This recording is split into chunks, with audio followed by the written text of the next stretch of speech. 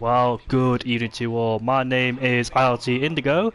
In fact, I've already messed up that intro, haven't I? Because I'm not in ILT no more. My name is X Indigo, or you can call me Jamie Morris, and I'm here for the Australian Grand Prix, representing SPRC, Realistic Performance League, and I'm happy to be here for round 11 here in Australia. So, yes, there's a lot of catching up to do really after missing quite a few races, but it is my first time here, so hopefully I can get familiar with all these drivers. It is a Realistic Performance League too, not to forget. And Natalie, Rocket, Daniel, hello in the chat. Hopefully you're doing alright. And I can't wait to see what happens here in Australia too. So looking at the championship results of the Alfa Romeo of Rosé, looking very good. He's had 5 wins this season already, so can he make it 6 as well? He did have a bit of a down, I think, at the Qatar Grand Prix. So I'm not quite sure if he's not quite strong at that track or not. He was in Qatar, sorry. Let's have a look. It was the Miami Grand Prix, so he had a bit of a downer there, it seems. And hopefully here he can show his good performance once again. And last time out in Spain, let's have a look at the drivers' results. It was Wisburn who won the Aston Martin ahead of Samuel Beach. Rosé, the championship leader, finished in 3rd place ahead of Wingish, and Zach Johnson in P5, Explicit Simo 6th ahead of Wasted, Grog in 8th ahead of Dusty Fakes, Rocket in 10th place in the Haas. So not also the first time someone's supported me in the Haas either. And Skills done 11th ahead of Nat Packers there in 12th, Black Box in 14th ahead of Tristan, Jay Hartnell, a driver who I've commentated before, in 15th, so he's familiar with my commentary, and he's a very quick driver on his day, is Jay Hartnell too, so at least I know a few drivers in here. And let's go on board with the Aston Martin then as he makes his way down into turn number 11, I believe it is now, because it was 13, but they removed the chicane back in 2022 when we got back in Australia after a 2-year hiatus because of COVID. I think they did introduce, yes they did, because I remember Perez overtaking Hamilton there in 2022 as well. So here he is, Kian, making his way out of the final corner as we get all the graphics up. The intermediate tyres, of course, being used in these conditions there, and you can do multiple runs on these intermediates because the tread doesn't build up too much like the soft compound tyres do where they overheat a lot. On inters you could do continuous runs, that depends of course if you have the ERS to do it, but you would be doing push, cool down, push on these inters, and they will get better and better as the session progresses. So down into 3 for Kian, now into 4 into this left hand, here we go. Usually a slight lift off on entry, but of course in these inters be very careful there as he rides the curve and he gets all over the road there and on the curve too, the exit of 5. Now we're coming to this fast right hand, there we go. It's lovely to watch these drivers go absolutely full speed out of turn 6 there. Kian there hits the wall too, not really usual place to see people to the wall, but hopefully he can get familiar. As we've got a crash already, that's Samuel Beach out of turn 3. He's lost it on the outside, is it? As the Mercedes is stationary, so already for Samuel hasn't got to this qualified session he needed and crashed out there in turn 3 unfortunately. Alex Albon crashed in that corner turn 6, didn't he? 2 years ago? Yeah, it was turn 6. It was turn 6 in the race in 2023 Australia. 2022 is where he scored his first points for Williams, I think it was. Then 2023 we had that massive crash running in 6th place. Then of course he did it again in the practice sessions, and they had to replace Logan Sargent because they only had one chassis there. As Kian makes his way towards the line, the Dutchman goes quickest with a 30.5. So let's see if anybody else is out there to try and dethrone him. Chuster's just crossed the line, but I believed, yeah, he's gone first. That was a bit of a delay, wasn't it? He crossed the line, and a few seconds later it popped up saying P1, and it's 1.1 seconds quicker than Kian in P2. So great stuff already for Chuster to get himself in the 20s. What times are we looking for? As the blood pool has invalidated his lap time, and he will go for another run again. We've got Pippo in P3, who's starting a lap time in the Alpha Tauris, and I'm expecting a lot of drivers to struggle. You can see there, Ricky lost the car at turn 1 but saved it in turn 2 to not hit the wall like Valtteri Bottas did back in 2018 when he wrecked his own qualifying, and Wingish goes quickest with a 28.5, so once again raises the benchmark, and he's a second quicker, or almost a second quicker than Tristan in P2 there. So great stuff indeed. Williams 1-2. Natalie says, doing good mate, thank you. How are you doing? I'm good, thank you, Rocket. Natalie says, only raining for 5 minutes, so we'll finish off dry. So yeah, Samuel Beach, that's interesting then. these drivers don't want to take too much risk in this qualifying session, because if you know it's going to get drier, you don't want to be pushing out there too hard. Obviously you want to banker just in case if others don't improve on their lap times, because I've seen where it dries at the very end of qualifying, and when you have the 1 lap shootout, people do tend to validate because you have only 1 lap to set a good lap time indeed. Here is our championship leader making his way towards the penultimate corner 13. As you can see, he's very, very cautious, just feathering the throttle there as he makes his way out of the final corner, then full speed ahead as we make our way towards the line. What's this lap time going to be for our championship leader? He crossed the line, and wow, what a lap time! A 27.6 as he goes 9/10 quicker than the Williams in P2. The great stuff indeed for our championship leader. His Alfa Romeo teammate is making his way towards the final corner with drivers following each other. Very close indeed, those two in the AlphaTauri and the McLaren there, but Zach has got into P2 considering he was stuck behind the AlphaTauri. That's not impeding because they're both on a flying lap, but unfortunately they got caught up together in that flying lap. I think Zach may feel like being impeded there, but at the same time, Pipo Ricky is also on a lap 2, so you don't really have to back out of it. Albeit though, he's a set of 32.8, so might be a exploratory lap time. But as you can see, the rain has stopped already as Sampa gets it very wrong out of that corner there, as he validates 2 on the entry. So on board with Black Worm, who's currently in the pit lane then, and you can see that it's started to dry. So all these drivers now can't afford to risk it in these, let's say, wet conditions. Obviously it's still wet, but slippery indeed. We all know it's going to get dry towards the end, but Sean has been disqualified for parking at turn 3. You could just see on the full map there, the Alpine has gone off the track and stayed there, and he's been demoted down into 20th place. So yeah, not a great qualifying for him. Not quite sure what happened to him either. Be stationary, whether his wheel disconnected or not, but you can see there Rosé is going for another lap time on a set of inters, doing those continuous runs there, and he's got 5 wins this season, so he is the man to look out for in the Drivers' Championship as he makes his way down into turn 1. Let's see how he takes it. Very nice indeed, just experimenting with the throttle there before we go full throttle out of turn 2 as we make our way into the heavy brake instead of turn 3, braking at the 100 metre board. Down through the gears we go into 4th, 3rd for extra rotation. And now let's see how it does as we make our way into this left-hander we go. Just being very careful of throttle D, trying not to light up the rear tyres in these intermediate conditions here. And now we make our way through turn 6. A very nice fast flowing corner indeed. He's 4/10 up, as was already in that first sector. But let's see if he does complete the lap, because the dries may have a crossover point between the dries and the inters. The dry tyres may be the tyre to go on very, very shortly, as he goes 8/10 quicker in that middle sector does Rosé. So he's definitely on course to improve his lap time. Not got a lot of drivers out there on the circuit, as you don't expect in these conditions, because they're waiting for the dry period to come. You can see a lot of drivers from 9th down to 19th who haven't set a lap time just yet. They're waiting for the dry period, trying not to risk anything, as Black Box goes quickest with a 26.7. And he's about 9/10 quicker than Rosé, but I think he's about to smash it out of the park here in Melbourne Park. Is the Alfa Romeo driver as he makes his way towards the finish line. Is he? Yes, he does, at 26.2, and he's 4/10 clear. Now we've got Mercedes making his way towards the line. Is that FC in the Mercedes? Yes, he does. He goes into P2 with a 26.7, 4/10 away from the Alfa Romeo. I wonder if these guys might consider pitting now, because it's starting to get dry. Maybe the inters are still the tyres to be on, but when we get towards the end of qualifying, surely the soft compound tyres will make an impact on the circuit, as Bloodpool goes into P6 in the other Alfa Romeo, do 4 laps on those inters. But we're getting very closer and closer towards the dries. And Natalie says anyone with a qualifying ban disqualifies themselves by stationary off the track until it disqualifies them, so they start at the back. So Sean has got a disqualification, unfortunately for him. At Samuel Beach, I presume he crashed out at turn 3 because he hasn't been disqualified, I don't think. No, he hasn't, so he's 16th place, but he hasn't set a lap time.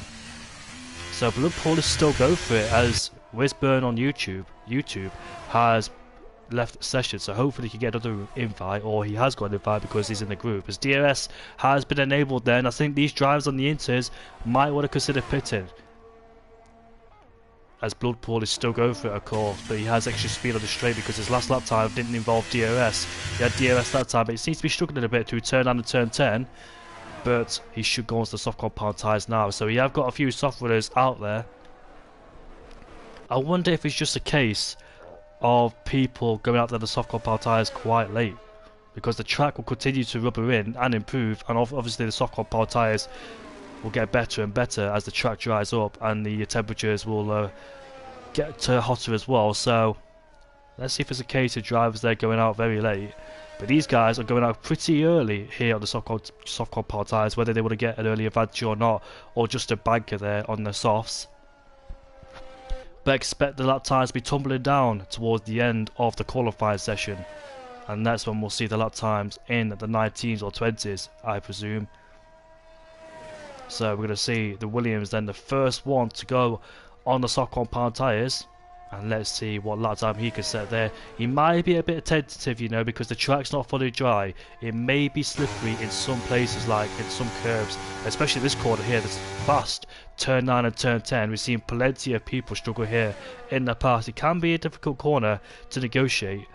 Even I sometimes have difficulties going to that corner, but Black Box does goes quickest. Look at that, 24.5 as the track continues to improve, but he's on the inters, of course. We want to know what lap time Wingish could set on those soft compound tyres. So here he is in the Williams then, and his teammate Trusted currently in P5. 6.5 minutes to go. Oh, a bit wobbly, and he's already validated at the final corner. He's probably tried to go a bit too early there, Wingish on the throttle, therefore the back end of the car was very loose and unfortunately could not get that lap time going.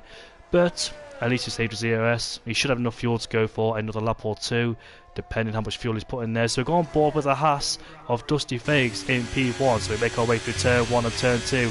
How cautious is he? Looks like a decent run out of turn 1 and turn 2 so far. Now, heavy braking zone into turn 3 can be very easy to lock the rear tyres up.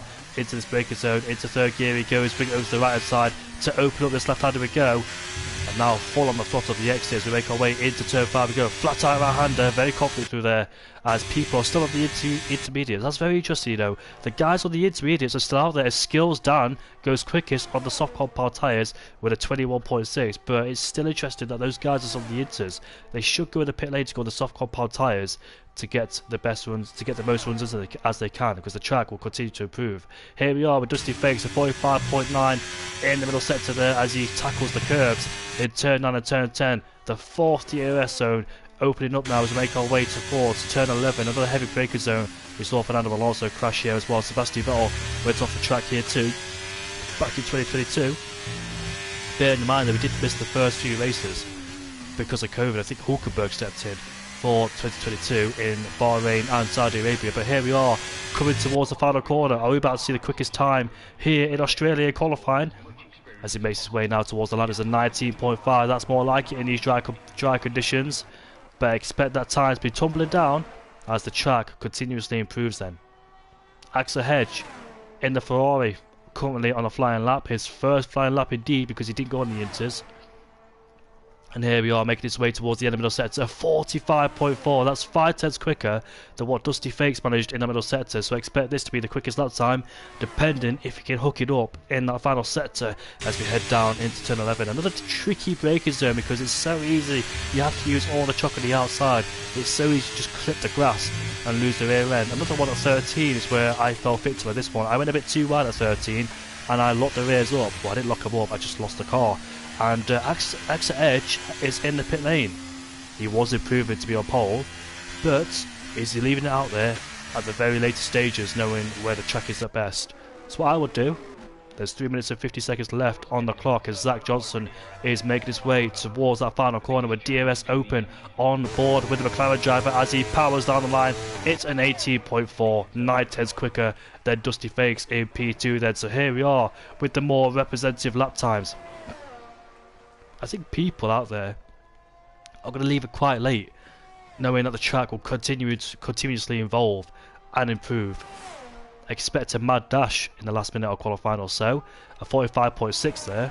We saw, I think it was Axel Hedge who went a 45.4, so he's 2 tenths slower than Axel Hedge in P18 in the middle sector. There is Pippo Ricci. but at turn 13 as we make our way, turn 11, sorry, into 12 and into 13. I commentated around this track 2 days ago, and I still get confused between turn 11 and 13, because obviously when that chicane was there, that corner was turn 13. Now he makes his way out of the final corner with DRS enabled as we make our way towards the ladder. 19.8 goes P3, and his teammate Blackworm is making his way towards turn 6, and unfortunately went a bit too deep. That is such a frustrating corner. You carry a lot of speed through there, you've got to use all the track, but a bit of understeer can really put an effect on your car, unfortunately, and unfortunately for him, he has invalidated. So Zach Johnson is in the pit lane there to probably put on a brand new set of softs. Who else on the circuit? We've got a Rocket in P16 there, who's currently going for a flying lap, but he's not using any battery, it seems, so he must be on another push lap or something like that. So that's going to be very interesting to see how strategy works. Yes, we've seen Blackworm, who invalidated on his lap time indeed. What about Black Box in P5? He's currently 2.7 seconds up, but bearing in mind though, his best lap time was on the Inters. So that's his reference point to his own lap time there in the first sector. Did go purple in the first sector, but might not be always true, as we've seen in the game. As the Alpha Tyler there gets well off the track, probably should have used the outside of it to be safe. A 44.7, so that's the fastest last sector I've seen so far for Black Box. The others are in the 45s. Wisburn has joined a session. Is there enough time? No, unfortunately it's not. He won't join the track in 20 seconds time, unfortunately. So Wisburn will start P19. Axa Hedge, Rocket, Nat Packers, Wasted and Blackworm have left it out very late there. If they validate their last lap time, it's over for them. They're going to start at the back of the field. As Wisburn has joined the session, as you can see. Here is Black Box. He's about to set the fastest time as he makes his way towards the line. It's 18.1. It's a McLaren 1-2 around here in Albert Park. But is anybody else out there who's going to try and take pole away from Black Box? Zach Johnson is on his out lap as my timing thing has frozen thanks to Wisburn. Here is Tristan in that middle sector, 45.4, so a bit off in that middle sector. Bearing in mind it is realistic performance, you know, so the Williams is a slower car than the McLaren, because this is the first time in 4 or 5 years I've commentated over realistic cars, so I need to remember that it is realistic. And of course the Williams is a bit slower, but he's got a bit of traffic ahead of him, and those two cars, oh, there's a contact there, and those two cars should have paid attention. Is that Bloodpool? Yes it is. He's got sent him to a spin, but that's it for Tristan then. I don't think he has the fuel, the battery, the tyres to go for another lap time. He's in P8 obviously because of those guys on the Inters, but he got held up unfortunately in that corner where Hulkenberg got held up by Perez. As Nat Packers goes into P3 with an 18.4. We've got an Aston Martin behind us. Who is that? I think that was Skills Dan going for his last flying lap. And Alpha Tyler makes his way towards the line. He goes up into P10. Is that Blackworm?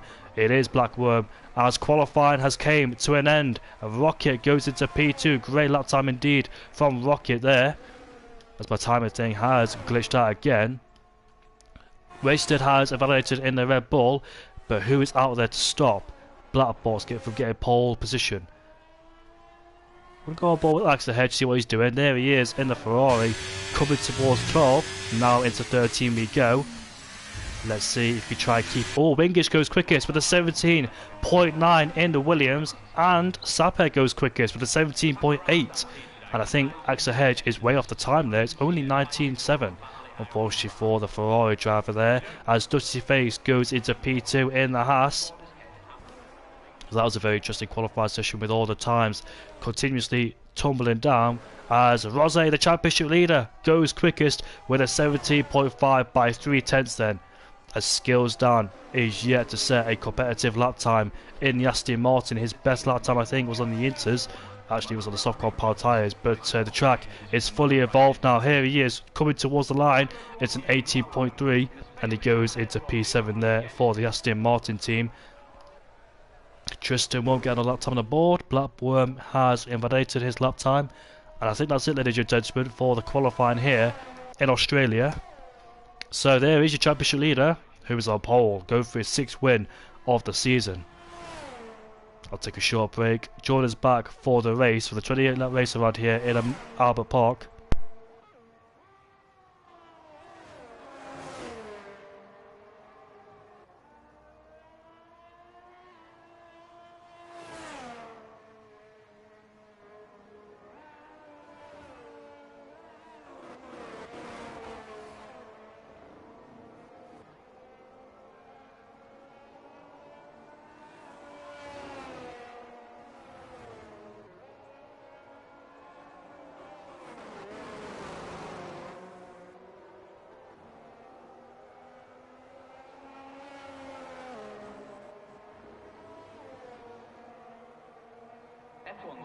repetitive sound throughout the decades is in part due to the high revving engines in use.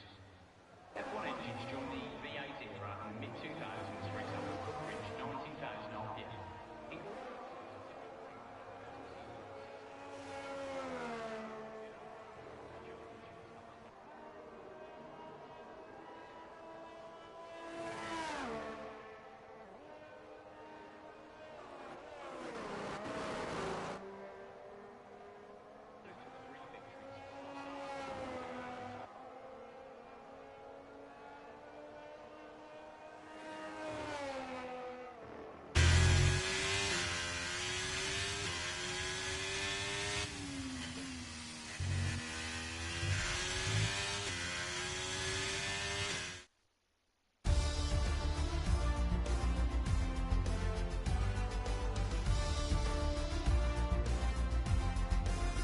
There it is. So Rosé's on pole position once again, ahead of Sampa in P2, ahead of Dusty Fakes in the Haas, Ringish in P4 in the Williams, ahead of Black Box, Rocket in 6th place, Skills down 7th, ahead of Zach Johnson, Nat Pathkers in 9th, ahead of Wasted, Grog, UT is in 11th place, ahead of Axa Hedge, Ricky is in P13, ahead of Tristan, Blackworms 15th, and Blackpool is 16th. But very just to say their names together, Kian, the Dutchman, in 17th, ahead of Samuel Beach, Wisburn in 19th, who joined very late in the qualifying session after being disconnected, and Sean, who got a qualifying ban.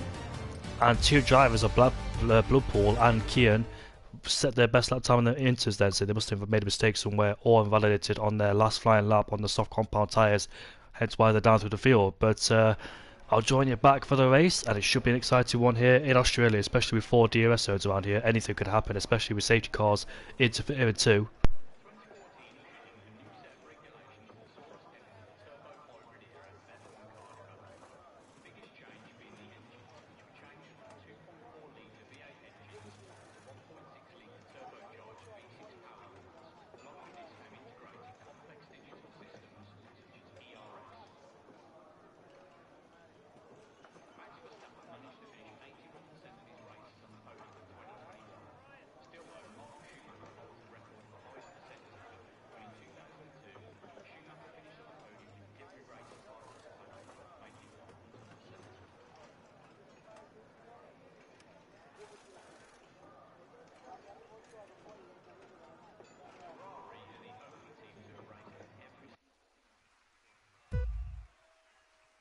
No formation lap, so we get straight into the race then. I'm about to see what's going to happen down the turn. What a jump start from Samuel Beach already as we get underway here in Australia for round number 11. It looks like Rosé maintains the lead of the Grand Prix as we head down through turn 1, 3 abreast into turn 2 here. What's going to happen? Going to sort themselves out. You can see the Haas off the track. The Williams and Wingish goes around the outside of the soft compound tyres. Mercedes also goes off the track. Once again, 3 abreast with Black Box involved in this time. Going down into turn 3 we go.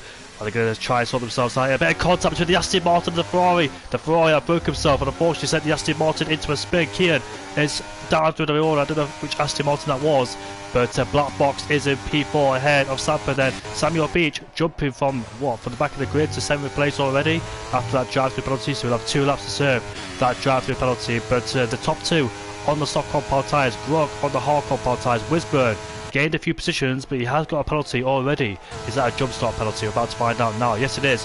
3 drivers jump starting, and it's going to cost them a lot as well, unfortunately, for those guys who may have been triggered by Samuel Beach, who jump start. Maybe other people followed too, as can be a chain reaction with people jump starting. But as we head down into turn 11, then it's anybody poised to make a move down here. It's this heavy breaker zone, Wasted all over the back of the Ferrari, who might be missing an end play. That could have been Axa Hedge, who hit the Aston Martin there going down into turn 3. So he might have to jump in the pit lane to put on a brand new front wing and a new tyres instead. And he does go in the pit lane, unfortunately, because there's no point riding around here with a broken end plate. You have no grip whatsoever. We've got quite a few cars entering the pit lane already, as Axa Hedge gets a 3-second tyre penalty. Kia gets a 5-second tyre penalty too. So these guys, they're not slowing down to the pit lane rules and regulations and find themselves already with a penalty. And some of these guys are serving a drive-through penalty too. So while serving a drive-through penalty, they got a penalty for speeding in the pit lane. Esteban Ocon here, but as we round off lap 2 then, it looks like Rosé still leads ahead of Wingish in P2. The top 2 got an amazing start. The Williams took advantage around the outside and he got clear of those guys to go with 3 abreast. but DRS will be enabled soon. Wingish has got out the DRS of Dusty there. We've got the two blacks going side by side. We've got Bloodpool up the inside of Black Worm, and he might have got away with that. They made it. I think he made an overtaker down at turn 6. You don't really see a lot of overtakes down there, as we've got a safety car because Axelhedge has spun and lost his front wing. Hopefully the Ferrari garage have a lot of front wings, because this guy is already he's gonna go through 2 of them. Just like in Australia here in Williams, they don't have a lot of chassis, so be very careful not to break the front wing, because if you do break your wing, it does have a massive impact on the cost as well here in the realistic performance, which I need to check out. Both Ferraris are down in last place, so not a good start whatsoever from those guys there. But what's happening down to the field?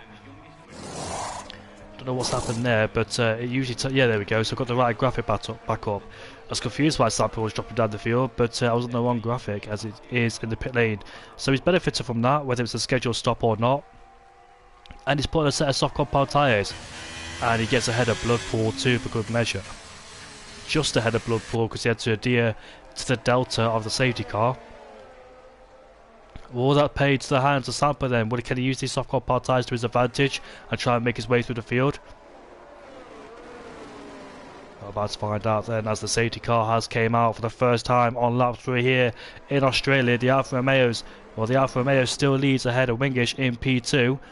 We've got majority of drivers on the hard compound tyres, a few on the soft compound tyres, and there's about 3 of them on the hard compound tyres, or 4, as Grog in P7 is on the hard compound tyres, so he's going for that long stint. And let's see what happens towards the end of the race here.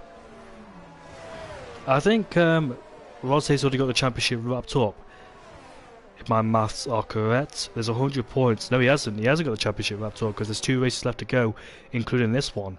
Samuel Beach, who is down to P14, this is a great opportunity for Rose to wrap the championship here, because you get 50 points, if I'm not mistaken, to win a race. And there's 100 points left on the board there, so Rose could find himself winning the championship,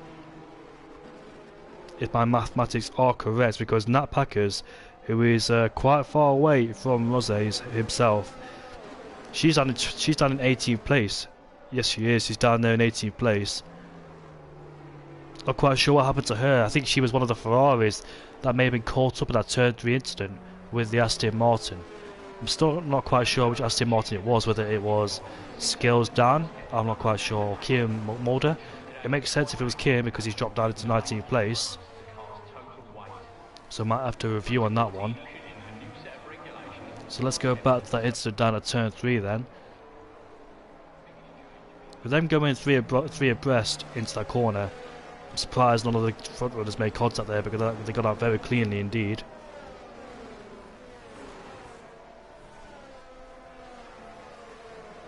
Yeah, I couldn't quite tell which Ferrari hit the Aston Martin.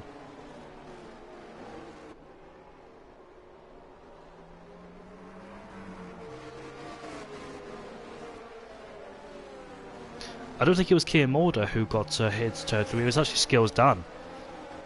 So I'm surprised he hasn't dropped more places. He's still in P10. But bearing in mind that a few of them ahead of him did get a drive-through penalty, so they had to serve it at the end of the pit lane. So this is the big advantage for those guys that picked up a 5-second time penalty for speeding the pit lane, because they could go to the pit lane again and serve it without losing any time. Yes, they may have lost positions, but at least they don't have to serve it once the race starts or the end of the race, because that'll cost them a lot of time. So best to serve it while the safety car is out and not lose any more time than they should do. So we're just waiting for Axelhedge to join the field, and all 20 drivers are still in this race. I think he was the one that caused the safety car crashing out at turn number 3, as the safety car is at the end of this lap then. So race will continue once again, and hopefully we can see some more battles out there as the field has been bunched up once again. So Rose will become the effective safety car, and he can decide when to lead them away. Cat-like reactions from these guys behind to get a good jump, to get a good restart, and try and keep up with Rose as well. And let's see what happens then at the exit of the last corner ending off round lap 4 out of 5. So the Alfa Romeo has gone. The Williams is right behind him as well, so really trying to set himself up into turn 1 to try and overtake. He's not used a lot of battery, now he is, so let's see if he's trying to go for an overtake. Turn 1, not a place you really overtake, it's down to turn 3 where you wait for the move to happen. But you can see Samper making a move already up the inside of Skills down and puts himself up into P10. Great move indeed, trying to capitalise on these soft compound tyres while they're at their best, and try and make his way through as many cars as he can before the soft compound tyres start fading away. Dusty phase out of turn 5 there, a bit squirrely. That was like the exit of turn 4, sorry, in that curb. As we head through the lovely corner of turn 6, a fast right-hander we go. Alex Albon tends to have problems at that corner nowadays, doesn't he? After he crashed twice in 23 and in 24. And that crash, as a result, disadvantages Logan Sargent because Albon had to use his car, and Sargent there, who didn't crash, had to give his car up. But you can see the top 2 very close indeed. The top 2 on those soft compound tyres are pulling away as Samper has made another move, but the Red Bull has spun at the exit there of turn 9 and turn 10. I'm not quite sure if that was contact there with the Mercedes driver. Were they side by side out the corner? Did the Red Bull hit the rear of that Mercedes? I'm not quite sure, but unfortunately for Wasted, he's down there in 19th place.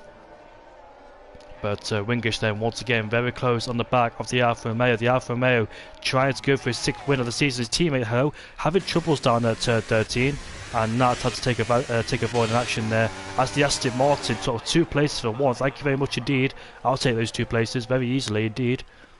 But DRS should be enabled on the next lap because the safety car restart, you have to wait 2 laps before that rear wing can open.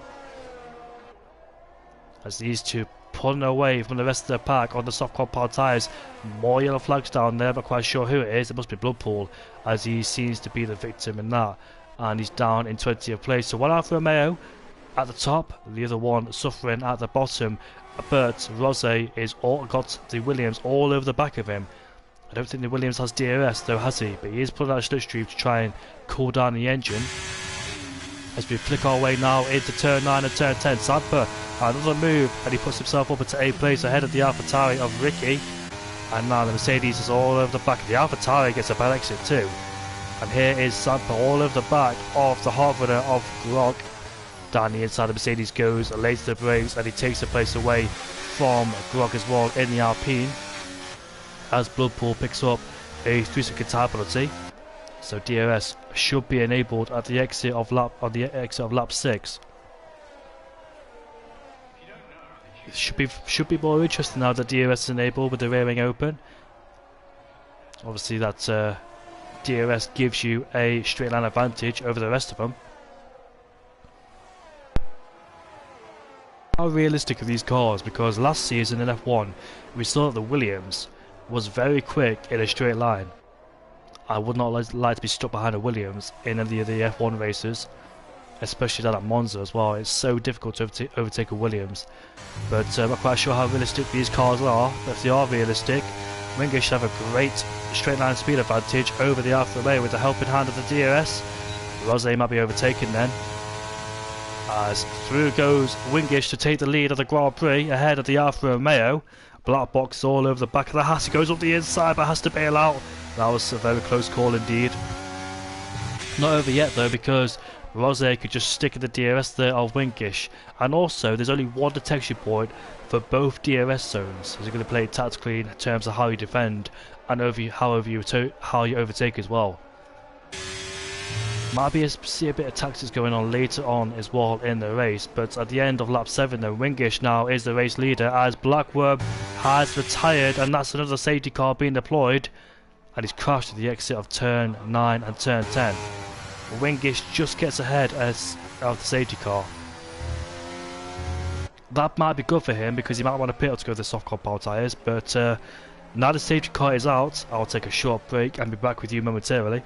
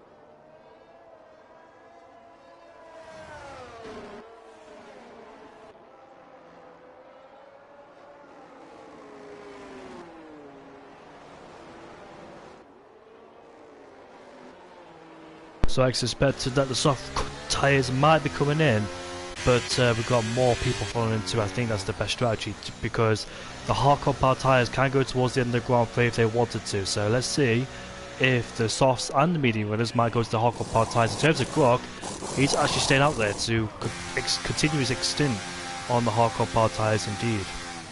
I don't think tyre wear should be a problem around this track anymore because we've had 2 safety cars already. As let's see how his strategy plays out because we've got 3 drivers staying on the hards and the mediums. So let's have a look, shall we? Wingish is on the medium compound tyres. Can those mediums go towards the end of the Grand Prix? About 18-19 laps, they might be off the cliff during near the end of the Grand Prix, like lap 25 or lap 26. So I'm quite curious to see if those mediums could go towards the end. But the hard compound tyres, whoever's on the hards, can go towards the end, such as Dusty Fakes, Black Box in P6 and P7. Rocket in P10 can go to the end. Zach can go to the end too. But we've got Sapper, who's on another set of the soft compound tyres as well. And I think these guys have saved set of softs during qualifying because we did see the rain impact in the early stages, and I think about 11 minutes we had rain. So I think a few drivers may have a set of softs to use in this Grand Prix. I think they're using the soft compound tyres right now in terms of Samper too in P11. We'll see if his strategy works out, the 2-stop strategy or 3-stop strategy, because I think he's pitted more than once in this race. Has the Mercedes driver? Yes, he has. So he's already done 2 stops, soft, maybe the medium tyres or next on his strategy.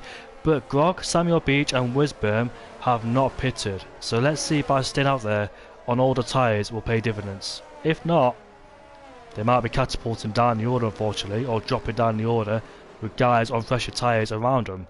Kian Mulder have stayed out there too. Nat Packers in 9th has stayed out there. And the safety car is at the end of this lap. So 2 laps behind the safety car. Grog will lead them away. We've got a new race leader, but it's on old tyres. And also Wingish of Rose has been separated because they've got a driver and older tyres in between them. They're both on the same tyre compound and the medium compound tyres. I'm a bit sceptical whether they can go to the end or not. But as we round off lap 9, heading into 10, things should get very interesting indeed. We've got a mixture of strategies going on throughout the whole field, but now as we head through 10 number 1 we go. Grog leads the way ahead of Samuel Beach, and Samuel Beach is all over the back of the Alpine, but Wingish gets a very lovely exit, but he's boxed in, there's nowhere to go. He has to stay behind these two for the time being. And there he is, down the inside, Samuel Beach on the Alpine, and Wingish might take advantage of them both. Can he do it in turn 4? He takes one of them, but not both of them. What I was about to say is that Wingish could not be involved in these 2 battles because they were both on older tyres. He knows he's got the pace, he could not be involved in any contact between the 2 on older tyres. I've seen it plenty of times before. In fact, I was involved in a collision. I'm pretty sure Rocco can back me up on this one. Wingish there, side by side, as they both use the ERS, and Wingish there goes wheel to wheel with the Mercedes around the outside. Very risky move indeed. Mercedes is on the inside still, but Samuel Beach almost lost it there. But further in the background, Grog is holding up Wisbeach, sorry about that, Wisburn and Rose. Rose goes up the inside of the Haas, but this is very difficult now for Rose because you can see his championship rival, or his race rival in this race, pulling away. He's got 2 cars in between him and Wingish. So this has not been the dream start, but look at that, capitalising on a mistake from Grog, who outbroke himself, and Rose thinks, thank you very much, I'll take advantage of that. Now our next rival is Samuel Beach. I told you we're getting very interested. We've got both asses there. Might be swapping positions on different strategies, like we saw Kevin Magnussen do with Hulkenberg in Saudi Arabia. And here is the McLaren Black Box. He's on fresher tyres, so trying to hunt down the Haas man. Can he do it? No, he's a bit too far back to make a move. So yeah, what I was saying was, I got caught involved with the driver on all the tyres at this corner because the Aston Martin went wide. I didn't know whether to overtake or not. Then I tried to, then the Aston Martin took me out, but thankfully he admitted it was his fault because he was on all the tyres and also is in the wrong place at the wrong time really. But here's the Haas going for a move on Grog. So Grog in 2 laps went from P1 down to P5 unfortunately for him. And here comes the other Haas of Wisburn. They're both on the same tyres. Let's see if Wisburn can put pressure on the Alpine ahead of him. Rose will be looking to get past the Mercedes driver as quickly as he can, and here's Black Box up to the inside of Wisburn. Black Box was down in P19 at one point, and Zach Johnson's up the inside of Ferrari in turn 11. So let's see how those two sort it out between themselves. Zach Johnson's ahead, but Rosé's got past Samuel Beach. Where's that? The final corner, or turn 13. A very unusual place to make a move, but bearing in mind though he's on fresher tyres, so he may have the grip to get out of the corner quickly and better than the Mercedes driver. Black Box has overtaken Grog. Grog unfortunately falling down the order as we head through turn number 1 we go. DRS will be enabled soon. And Samper on those soft compound tyres looking to take advantage. And he sees the Haas in front of him. This should be an easy move in terms of tyre comparison. But the Haas sticks it around the outside and has the inside line for the next corner, disabling Samper's chance of overtaking.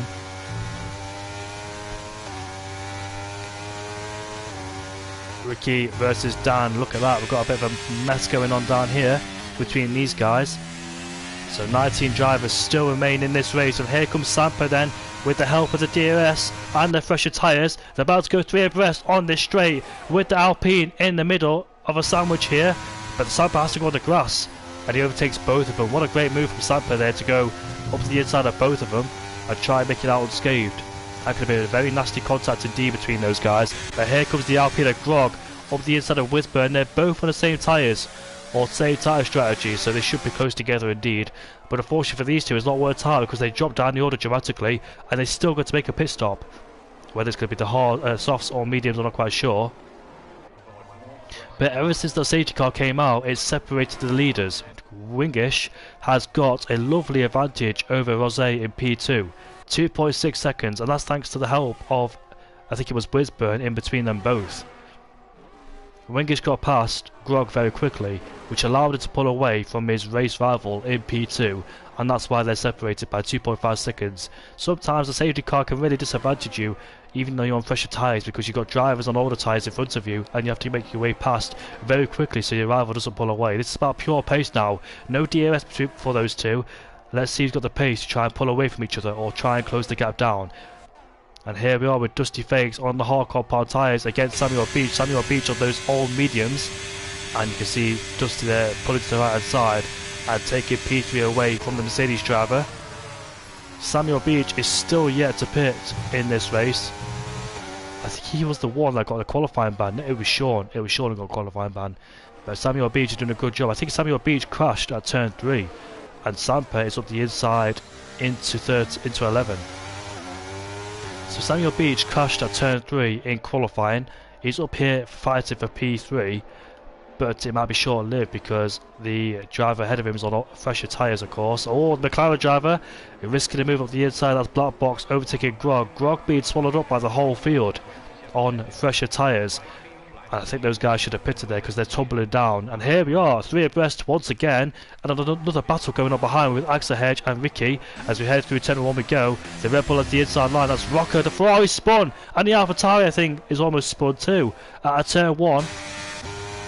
And that's the safety car again. Wow. 3 safety cars in one race. And Axel Hedge, did he cause a safety car again? I don't see any debris on the track. Usually if there's a crash, that means there's debris on the track, because the safety car don't come out when somebody spins. Unless, of course, the setting... Oh yes! Somebody has lost their wing. That is Ricky in P15, who's lost his wing. Because that spin from Axel Hedge wasn't enough to cause a safety car. There had to be sort of some debris or something like that. So 3 safety cars, and Ricky then causes one of them. Not quite sure how he lost his wing. So let's see then. I think the safety car has benefited the likes of Samuel Beach, Wisburn and Grog, because they're able to pit without losing any time.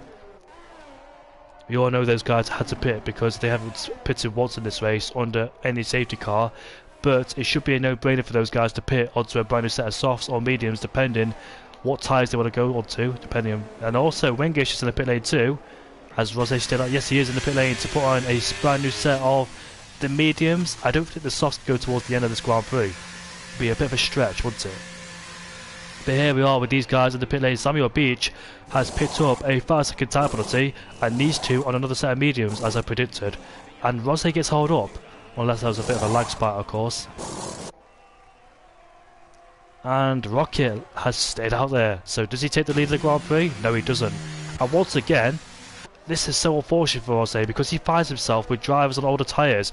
Wingish has got a perfect gift thanks to the safety car, because he knows that 2 drivers will hold up Rosé again. This plays the hands of Wingish a lot. A drive-through's penalty speed on the safety car from Bloodpool. Not quite sure how he's done that on the safety car. Whether he was trying to bolt out the pit lane or not, or whether he was speeding to try to overtake the guys in the pit lane. He's left his ERS on, so he might want to turn that off. Yeah, he's starting to struggle with the ERS on, because you don't really want to have ERS on in the corners, otherwise you'll light up the rear tyres. There he is, he's turned it off. So safety car for the 3rd time in this race appears once again. Samuel Beach is on the soft compound tyres, but he has a penalty. Yes, he does, a 5-second tyre penalty for speeding in the pit lane. So even though he's on the fresher tyres, the better tyres, it might be still a bit of a struggle for him. Yeah, what am I doing? I've been commentating for 5 years, and needs control on the right hand side. I still don't know him for some reason, even though I should, because I use him a lot. So once the safety car is out, I'll take another short break again, and join me back soon.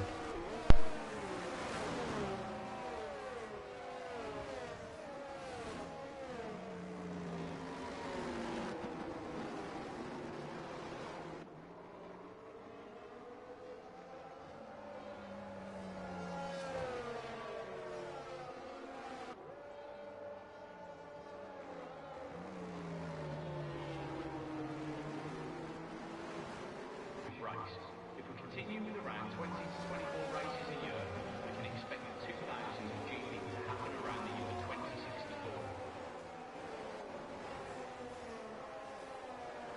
The inaugural World Drivers' Championship was held in 1950 during the 4th season of F1. Giuseppe Farina.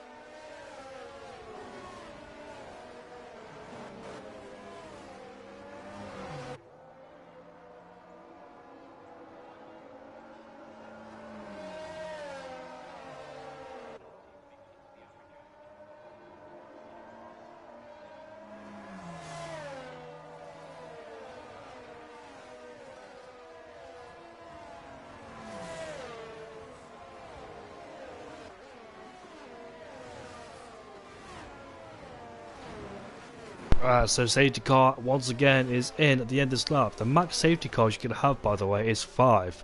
So we're only 2 away from having the max safety cars. It's been a chaotic race so far. Wingish though, 3 wins this season. Can he make it the 4th? He's also had some great pace this season. Where is he in the championship, by the way? Because he should be high up there. But I don't see him in the top 3 in the championship, unless, of course... No, he's not. He's only 4th in the championship. He's actually tied with Nat Packers in P3. So Wingish got to guess if he wins this Grand Prix or finishes higher than Nat Packers, which is quite likely due to Nat Packers in 12th place. He should be overtaking Nat Packers, and he'll move up into P3. He's going for his 4th win of the season. Is the Williams driver. He's had some decent results this season, and he could be on course for another Grand Prix win, but it's not over yet, obviously we know. And here we are with the safety car underway then. Green flag racing once again. And Rosé, for the 2nd time in this race, has to make his way through cars and older tyres. He's got to bide his time, he's got to pick his moments at the right time, and it's so frustrating being stuck behind drivers on older tyres, knowing your rivals pulling away. But here he is, up the inside into turn 3 already. Can he make the move stick ahead of Zach Johnson? Yes, he can. He puts himself up into P3. Next target is Rocket, but already the gap is almost 2 seconds between Wingish and Rocket, so Rosé is going to find his way past quickly before that Williams builds up too much of a gap for him to try and close down. But here we are then, all over the back of the Red Bull is the Alfa Romeo. He's used a lot of battery to try to overtake the Red Bull. Maybe the Red Bull in defence mode, as you can see there. They're going wheel to wheel, but how much of a risk is he willing to take against the Red Bull? None. he backs out of it very wisely indeed, because you don't want to go side by side into that corner. I don't think none of them were willing to yield, although the Alfa Romeo was hoping that the Red Bull would yield. And here we are, much better run as he goes down the inside into turn 11 we go. And Zach Johnson defending from the Haas, and Zach gets a much better exit. No, he doesn't, it's Dusty gets a better exit, and he overtakes Zach. Oh, better squabbling going on between the McLaren and the Mercedes as the McLaren gets forced out wide off the track. And into the pit lane comes Rocket. Why is he pitted? Did he get any front wing damage due to anything like that? Let's have a look, shall we? No, he didn't. So he's on the soft compound tyres. That's a very interesting strategy call, because he's about to fall all the way to the back of the field as both Mercedes are squabbling over 6th place. One of them has a penalty, the other one doesn't. The one that has a penalty has fresher tyres as well, Samuel Beach in P7, so I wonder how these two will play it out. I think Kian's gone for a bit of a spin down there in the Aston Martin, turn 2. I think he's alright for the time being. Obviously not ideal, but black box is all over the back of Zach. I'm surprised Zach hasn't let his teammate go. I think he'll let him go very easily, knowing on the fresher tyres and under pressure from both Mercedes right behind. So black box is released from his own teammate, and can Zach defend from both his Mercedes? Let's find out, shall we, as we head through turn 9 and turn 10. And once again, both Mercedes. Sampe there almost lost the car. He has fresher tyres, and he has his teammate all over the back of him too. As they go down into turn 11 together, Samuel Beach has the outside line. Will he get a better exit in comparison to the McLaren driver? He's on the hard compound tyres. As he goes out wide, they're almost making contact with the McLaren driver, and now his teammate's gone past through. So both Mercedes are tripping over their own feet there, allowing the Haas to go right the outside. More contacts made, and the RP driver also has to take a avoid action too. But DRS has been enabled as we enter lap 19 out of 29. 10 more laps to go in this race. The battle is on between Rose and Wingish. Sorry about that. Sape picks up a 3-second time penalty, unfortunately for him, as Grog has fallen down the order. Where is he? What happened to him? There he is, as the exit turn 2 has spun. It's a shame there, because he's run inside the top 10 unfortunately, and that safety car really did help him as well. And now we've got Samuel Beach all over the back of Zach Johnson on those older tyres. Zach's done a great job to keep both Mercedes at bay, and it's actually forced both Mercedes to fight each other. But as you can see, the McLaren's straight line speed is much better, but Samuel Beach should easily overtake. He's trying to go up the inside as we head through turn 9 and turn 10. He's got the move done. Zach will have no DRS, so it might be defenceless against the Haas of Wisburn. And here is Wisburn, gets on the grass too. He might lose that towards the Haas, but the McLaren straight line speed looks like it's really good, but not good enough though, because the Haas is all over the back of him. Wisburn might get him up the inside. Into turn 12 we go, and into 13. The Mercedes of Sappich trying to go up the inside. He's lost a lot of time due to squabbling with that McLaren on older tyres. And they both make contact again as Sampa's lost the car in the final corner, and here comes the Red Bull driver of Wasted, but not able to make a move down into turn number 1, so has to stay behind him once again. So the gap at the front, 2.3 seconds. They were fighting all this race until those two safety cars came out previously, because he got separated by drivers on older tyres, keeping Rossi at bay. I don't think Rossi will care that too much, because he knows he's going to win the championship anyway, although he would love to win this Grand Prix. Quite hard to do so, trying to claw his way back through on Wingish. Can he try and close the gap down under a second once he gets DRS? How much ERS has he used as well, as we continue to watch this battle for P6 downwards. Wisburn's got past Zach, and here comes Sampa once again. He still can't find a way past. He must be so frustrated being stuck behind our McLaren driver. Can't find any way past, it seems. And now is this his big opportunity, because the McLaren driver does not have DRS, but he's gone up the inside, late braking. He forced the McLaren off the track really, and the Red Bull goes through and the Ferrari goes through too. Zach there unfortunately losing ground after contact, and now the Aston Martin's skills down, trying to go around the outside into turn 13. Into the final corner we go. Zach has the inside line, better grip, better tyres, and Zach might lose another place with Sean all over the back of him. That McLaren straight line speed is really strong. Sampa is up into P6 ahead of Wisburn. Not quite sure what happened to Wisburn at turn 1, but however the Mercedes driver's got his way back through, I know Sampa's picked up a few podiums this season as the Mercedes driver. Both Mercedes, in fact, have got penalties to their name, so we might see both of them dropping down the order after this race. As long as those guys can stay in, as long as Wisberg can stay in the DRS of those two and try and keep up. He's got wasted all over the back of him too, and Nat Packers. Nat Packers, who was in last place early on in this race, did a fantastic job to recover, and currently in P9, but under pressure from Dan behind. Dan looking to go for a move on the Aston Martin. They both got DRS, but who's got the most straight line speed out of both of them? It looks like the Aston Martin wins in that battle. The Ferrari having to give way, and that was a great move up the inside of Skills Dan. Can he try and now catch his way towards the Red Bull and the Haas in front of him? Let's have a look at the most gain. Look at that, look at that. A lot of changes in the field. Dusty Fakes, the only driver to stay where he started there. Samuel gained 13 places. Wisburn gained 12. Sean gained 8 from that disqualification. Justin's gained 1. And Rocket has lost 11 places, unfortunately, because we've had a lot of safety cars in this race, so you've got to be on your toes in terms of strategy. He pitted after the safety car. I'm not quite sure why he did that, because he lost a lot of time. He's down in P17. How much positions is he going to gain? He's only got about 6 or 7 laps to gain a lot of positions as long as he can. Maybe he didn't want to stay out there on all the tyres, but he should have made the call whilst the safety car came out, because he's lost himself a lot of positions down there in P16. And also, the strategy didn't work out for Grog either in P16. Albeit that we did get spun at turn 1. The gap between the top 2 has extended towards 2 seconds now. And Wasted there has overtaken Wisburn. He puts himself up into P7 for Red Bull. Oh, the Mercedes has spun! That's Sampo spun! And he hits the wall, but he doesn't lose his wing, thankfully. We've seen plenty of spinners there in the past. Not the first or not the last driver to do it, but Tahivi joins down in P14. It's such a difficult corner because it's so easy to lose the back of the car. If you take too much curb on the entry, you lose the car. If you use too much curb on the outside and hit the grass, oh, okay. Now he's lost his tyre completely. And the safety car again has came out. 4th safety car in this race. So what's happened to Skills Dan? He hasn't got a front wing. So he's benefited from this because he won't lose any time pitting on that safety car, but the safety car once again has came out. So Wingish, who thought it would be an easy victory, might have a lot on his hands now with Rose behind on the fresher tyres. Will we see any more chaos, any more action with this 4th safety car appearing here in Australia?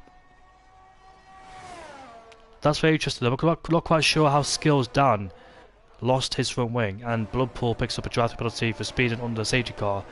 Not the first driver who's done that, speeding under the safety car, picking up a penalty. Not quite sure how you could speed up a safety car actually, because you've got to stick to a delta. So Skills Dan will be really happy that safety car came out as soon as he lost his wing. Maybe he did it at the final corner. I think he hit the curb on the outside in the last corner, which caused him to spin and hit the wall. Or not spin, but just lose his wall. Sorry, lose his front wing. As Sampa is out of this Grand Prix then after hitting the wall at turn 13. He looked like he just drove into it. Like, he just steered into the wall, from my perspective. Obviously, I don't want to point fingers, obviously, but the top 2 are in the pit lane, with Dusty following and Blackbox too. So I think these guys will go on a set of soft compound tyres. Remember, it was raining in qualifying. These guys might have a brand new set of softs in their disposal to use. I think everybody be in the pit lane to go on a set of softs, and nobody really should stay out there, because if you stay out, you're going to lose a lot of time. So I think everybody has pitted now, as the mechanics get to work in the pit lane. We're going to get ready for this last lap of the Grand Prix. Let's see who's going to win this Grand Prix. And once again, I'll take a short break. I'll be back with you momentarily.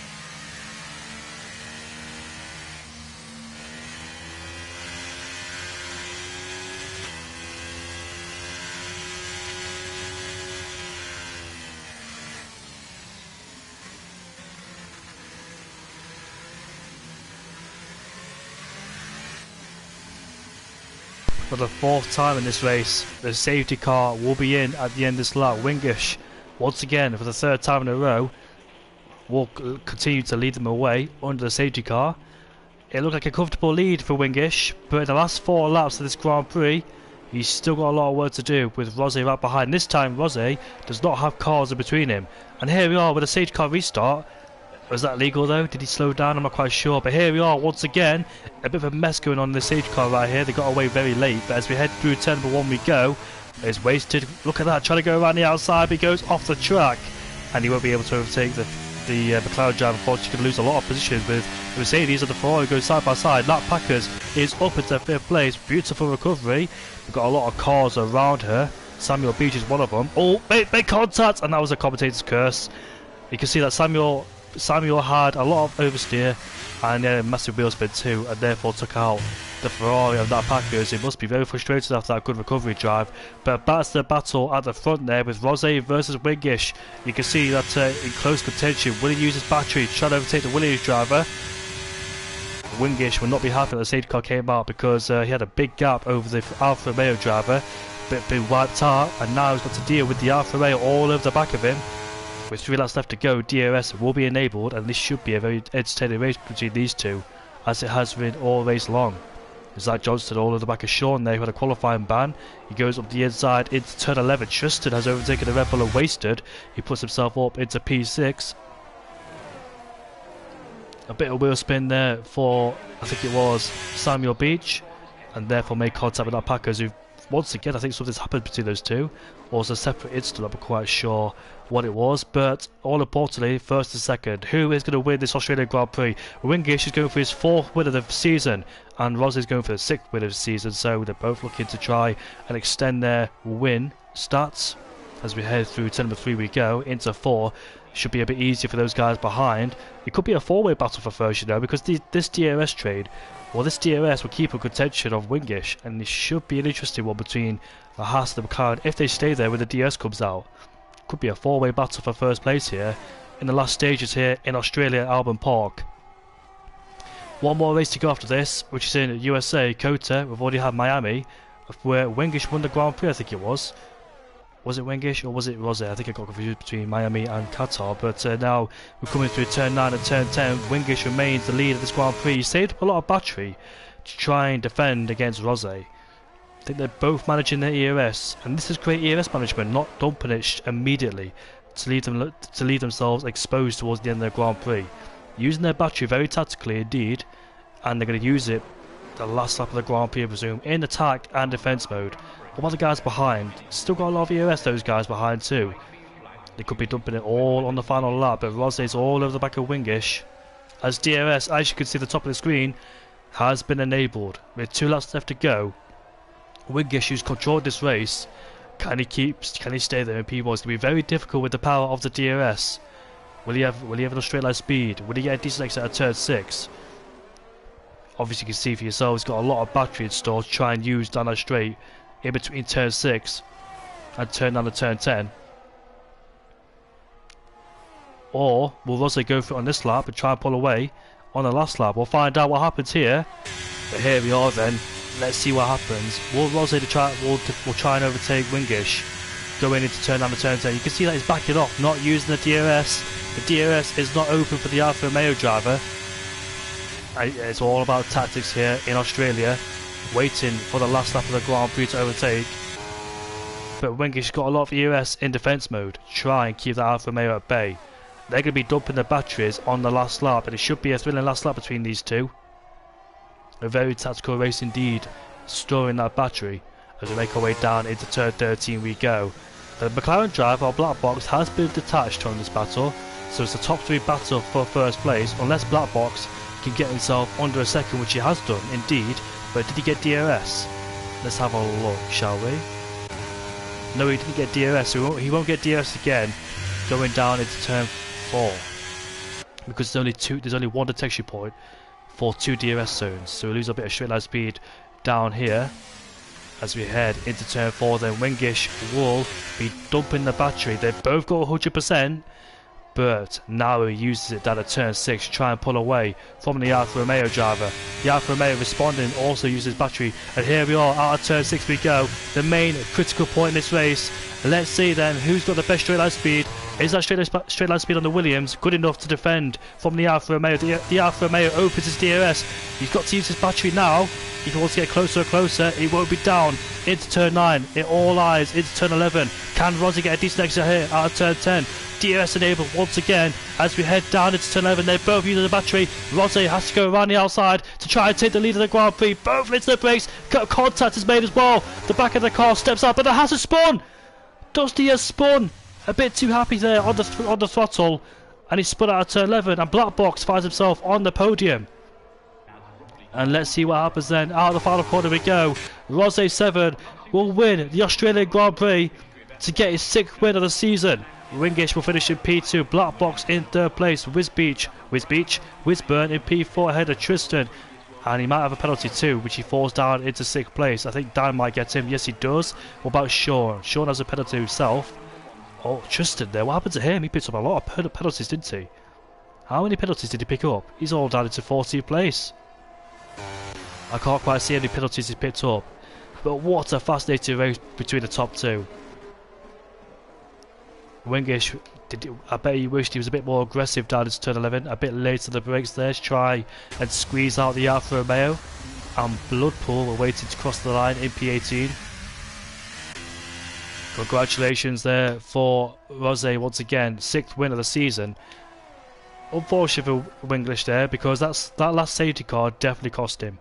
It must be said, because when you're well, how do I put this? When you're not in a DRS train, it's so easy to just be detached from the field. But when you are in a DRS train, it's easy to stick with the rest of the pack with that rear wing open and more straight line speed. But it's a shame for him. He knows he's got the pace. He'll come back stronger in the last race in Kota. 4 safety cars there might not have helped in this race. Well, I hope you all enjoyed the Australian Grand Prix. I certainly did. And we'll join you back for the USA Grand Prix in Kota. We've already been in Miami.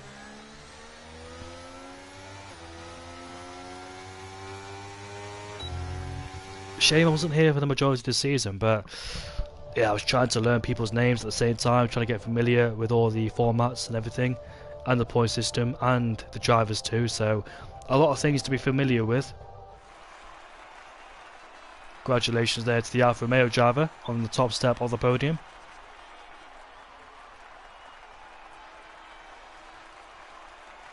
The South African did an amazing job. Can he continue this momentum into this last race in Kota?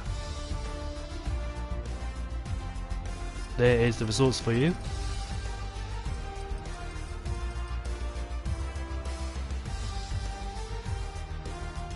We've only had 2 retirements in this Grand Prix, and there were 4 safety cars. It's unbelievable.